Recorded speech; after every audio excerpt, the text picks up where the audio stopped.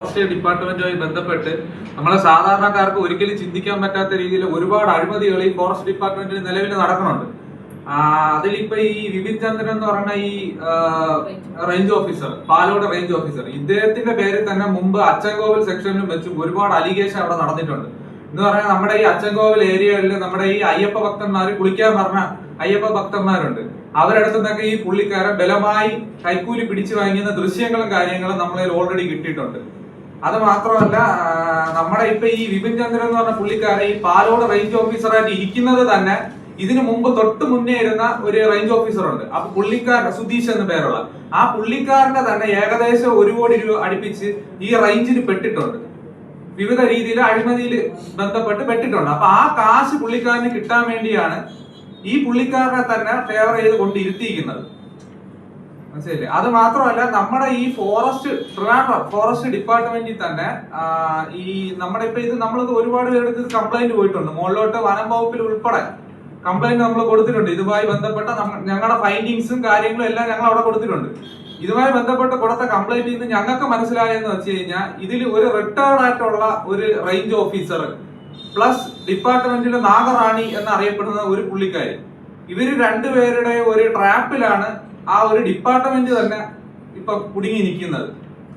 ഇവര് ഈ retired range officer എന്ന് പറഞ്ഞാൽ ഒരുപാട് കറപ്റ്റഡ് ആയിട്ടുള്ള ഒരുപാട് കാര്യങ്ങൾ ഈ ഫോറസ്റ്റ് ഡിപ്പാർട്ട്മെന്റുമായി ബന്ധപ്പെട്ട് ചെയ്തുകൊണ്ടിരിക്കുന്ന വ്യക്തിയാണ്. എക്സാമ്പിൾ എന്ന് പറഞ്ഞാൽ നമ്മുടെ ഈ ഫോറസ്റ്റിലെ തന്നെ ഈ വിവിധ തരം ഈ ടെൻഡേഴ്സ് ഒക്കെ പറഞ്ഞിട്ടുണ്ട്. എന്ന് പറഞ്ഞാൽ ഇപ്പം തടി മുറിച്ച് കടത്തുന്നതിന്റെ ആ ഒരു രീതിയിൽ, പിന്നെ അല്ലാതെ ഈ ഫെൻസിങ് കെട്ടുന്നത്, അങ്ങനെയൊക്കെ ഒരുപാട് കോൺട്രാക്ട് ബേസ് പറഞ്ഞിട്ടുണ്ട്. ഇത് പല കോൺട്രാക്ട് കാര്യങ്ങളും ഈ റിട്ടയർ ആയിട്ടുള്ള ഈ റേഞ്ച് ഓഫീസർമാരാണ് ഇതിനെല്ലാം ടെൻഡർ കൊട്ടേഷൻ എടുക്കുന്നതും അവരാണ് ചെയ്യുന്നത്. മൊത്തത്തിൽ കറപ്റ്റഡ് ആയിട്ടുള്ള ഒരു ഡിപ്പാർട്ട്മെന്റ് ആയിക്കൊണ്ടിരിക്കുകയാണ് ഇപ്പൊ ഈ ഫോറസ്റ്റ് ഡിപ്പാർട്ട്മെന്റ്. ഇതുമായി ബന്ധപ്പെട്ട് തന്നെ നമ്മുടെ ഒരു രഞ്ജിത്ത് എന്നും പറഞ്ഞുകൊണ്ട് മുമ്പത്തെ ഫോറസ്റ്റ് വിജിലൻസ്, മുമ്പത്തെ പുള്ളിക്കാരൻ ഇപ്പോഴും സർവീസിലുള്ള രഞ്ജിത്ത് എന്നും പറഞ്ഞുകൊണ്ട് ഫോറസ്റ്റ് വിജിലൻസ് ഡിപ്പാർട്ട്മെന്റിലുണ്ട്. അപ്പൊ ആ പുള്ളിക്കാരനെ തന്നെ ഈ നമ്മുടെ ഈ ഡിപ്പാർട്ട്മെന്റിനകത്ത് കുറച്ച് നല്ല ഓഫീസേഴ്സ് ഉണ്ട്. നമുക്ക് മൊത്തത്തിൽ അടിച്ച് എന്താ പറയാ, മൊത്തത്തിൽ നമുക്ക് കറപ്റ്റഡ് ആണെന്ന് പറയാൻ പറ്റില്ല. ഈ നല്ല ഓഫീസേഴ്സിൽ പലരും ഇതുപോലെ ഓരോ കറപ്ഷൻ പൊക്കിക്കൊണ്ട് വരുന്നതുമായി ബന്ധപ്പെട്ട് അവരെ ഒറ്റപ്പെടുത്തി അവരെ സസ്പെൻഷനിലാക്കി ഇപ്പൊ ഈ പുറത്ത് നിൽക്കുന്നുണ്ട് ഒരു പുള്ളിക്കാരൻ. വിജിലൻസ് റേഞ്ച് ഓഫീസറാണ് പുള്ളിക്കാരൻ, രഞ്ജിത്ത് എന്ന് പറഞ്ഞത്. പുള്ളിക്കാരൻ ഇതുപോലെ ഒരു ജെന്യൂൻ ഇഷ്യൂവിന് വേണ്ടി സംസാരിച്ച് പണിഷ്മെന്റ് കിട്ടി മാറി നിൽക്കുന്ന ആളാണ്. അത് മാത്രമല്ല, ഇപ്പൊ ഈ സസ്പെൻഷനിലായ ബീറ്റ് ഓഫീസർ ഉണ്ട്. പുള്ളിക്കാരനെ സംബന്ധിച്ചെന്ന് പറഞ്ഞാൽ നമ്മളിപ്പോ ഒരു വണ്ടി ഒരു ഓഫീസിൽ റേഞ്ച് ഓഫീസിൽ കസ്റ്റഡിയിൽ എടുക്കണമെന്നുണ്ടെങ്കിൽ ആ റേഞ്ച് ഓഫീസിന്റെ കസ്റ്റോഡിയൻ ആ വണ്ടി എന്ന് പറഞ്ഞാൽ അതിന്റെ റെസ്പോൺസിബിലിറ്റി പറഞ്ഞതെന്ന് പറഞ്ഞു കഴിഞ്ഞാൽ അവിടുത്തെ റേഞ്ച് ഓഫീസർക്കാണ്. അപ്പൊ അത് പുള്ളിക്കാരന്റെ റെസ്പോൺസിബിലിറ്റി ഇരിക്കുന്ന സാധനമാണ്. അത് പുള്ളിക്കാരൻ പോലും അറിയാതെ ആ ഒരു റേഞ്ച് ഓഫീസർ അവിടെ കൊണ്ട് കൊടുത്തു എന്നും പറഞ്ഞ്, ബീറ്റ് ഫോറസ്റ്റ് ഓഫീസർ അവിടെ കൊണ്ട് കൊടുത്തു എന്നും പറഞ്ഞ് അദ്ദേഹത്തിനെ സസ്പെൻഡ് ചെയ്യണമെന്നുണ്ടെങ്കിൽ അത് ശരിയായുള്ള നടപടിയല്ല. ഇതിലിപ്പോ കറക്റ്റായിട്ട് നമ്മുടെ ഒരു പോയിന്റ് ഓഫ് വ്യൂ എന്ന് പറഞ്ഞു കഴിഞ്ഞാൽ നമ്മുടെ ഈ ഒരു ജുഡീഷ്യൽ സിസ്റ്റത്തിനെ മൊത്തത്തിൽ ഒരു ചോദ്യം ചെയ്യുന്ന രീതിയിലാണ് ഇപ്പൊ ഈ ഫോറസ്റ്റ് ഡിപ്പാർട്ട്മെന്റിൽ ഈ വിപിൻ ചന്ദ്രൻ എന്ന് പറഞ്ഞ പുള്ളിക്കാരന്റെ കൂടെയുള്ള കറക്റ്റഡ് ആയിട്ടുള്ള വ്യക്തികളും ചെയ്തിരിക്കുന്നത്. നമ്മളിപ്പോ സാധാരണക്കാര് മാക്സിമം എല്ലാവരും ഈ ജുഡീഷ്യറി വിശ്വസിക്കുന്നവരാണ്. ഞങ്ങൾ ജുഡീഷ്യൽ സ്റ്റുഡൻസ് ആണ്, ഞങ്ങൾ ലോ കോളേജിലെ സെക്കൻഡ് ഇയർ സ്റ്റുഡൻസ് ആണ്. അപ്പൊ ഞങ്ങളെ പ്രോജക്റ്റിന്റെ ഭാഗമായിട്ടാണ് ഞങ്ങൾ ഈ ഇഷ്യൂ കൂടുതൽ പഠിക്കാനും, ഇതിപ്പോ നമ്മുടെ ഒരു മാസമായിട്ട് ഇതിപ്പോ ലൈവിൽ നിൽക്കുന്ന ഇഷ്യൂ ആയതുകൊണ്ട് അത് പഠിക്കാനും നമ്മളൊരു പ്രോജക്റ്റ് ആയിട്ട് എടുത്ത് പഠിച്ചപ്പോഴാണ് നമുക്ക് അതിന്റെ കൂടുതൽ കറപ്ഷൻസും കാര്യങ്ങളും ഇത് എങ്ങോട്ടാണ് പോകുന്നതും എല്ലാം നമ്മൾ മനസ്സിലാക്കിയെടുത്ത്. ഇതിപ്പോ ഇവരൊരു വലിയൊരു ലോബി തന്നെയുണ്ട് ഇതിനകത്ത്, ഈ ഫോറസ്റ്റ് ഡിപ്പാർട്ട്മെന്റിനകത്ത്. അതിനെതിരെയാണ് ഞങ്ങളിപ്പോ ഇതിന് ഫൈറ്റ് ചെയ്യുന്നത്. ഞങ്ങളിപ്പോ ഒരു ചെറിയൊരു ഫൗണ്ടേഷൻ പോലെ ഉണ്ട്, ഒരു ഫോറം ഉണ്ട് ഞങ്ങൾക്ക്. ഞങ്ങളൊരു 3 പേരുണ്ട്, ജസ്റ്റിസ് ഫോർ സിറ്റിസൺ എന്നും പറഞ്ഞുകൊണ്ട്.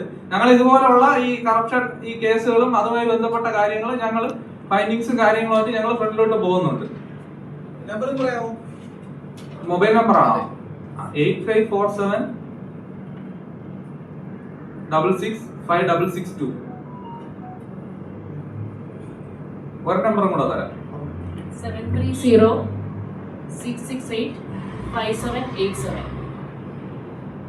ഞങ്ങളുടെ ഫൈനൽ ആയിട്ടുള്ള ഒരു തീരുമാനം എന്ന് വെച്ച് കഴിഞ്ഞാൽ നമുക്ക് ഇവർക്ക് എന്തായാലും ജസ്റ്റിസ് കിട്ടണം. നമ്മൾ ജസ്റ്റിസിന് വേണ്ടിയാണ് ഇപ്പൊ നമ്മൾ ഇവരുടെ കൂടെ തന്നെ നിൽക്കുന്നത്. അപ്പൊ അതില് ഫോറസ്റ്റ് ഡിപ്പാർട്ട്മെന്റ് ആയാലും നമ്മുടെ ഈ ഫോറസ്റ്റ് വിജിലൻസ് ഡിപ്പാർട്ട്മെന്റ് എന്ന് പറഞ്ഞാൽ പേരിന് വേണ്ടിയുള്ള ഒരു ഡിപ്പാർട്ട്മെന്റ് ആണ്. കാരണം പല കേസുകളും നമ്മളെ ഈ വിജിലൻസ് ഫോറസ്റ്റ് വിജിലൻസ് കോടതിയിൽ അന്വേഷിക്കാതെ അത് പോലീസ് വിജിലൻസിലോട്ട് പോകുന്നുണ്ട് പല കേസുകളും. കാരണം എന്ന് പറഞ്ഞാൽ അവർക്ക് ആർക്കും അതൊരു വിശ്വാസം ഇല്ലാത്തൊരു സ്ഥലം പോലെ ഫോറസ്റ്റ് വിജിലൻസ് കോടതി എന്ന് പറഞ്ഞാൽ.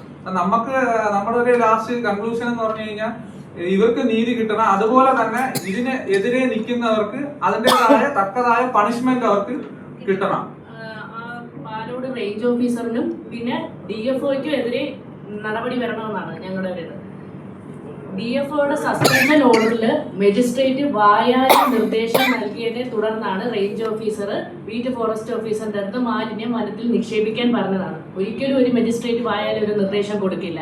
പിന്നെ മജിസ്ട്രേറ്റിന്റെ അടുത്ത് ഈ കേസ് എത്തുന്നതിന് മുമ്പാണ് ഈ മജിസ്ട്രേറ്റ് വായാല നിർദ്ദേശം കൊടുത്തെന്ന് പറഞ്ഞത്.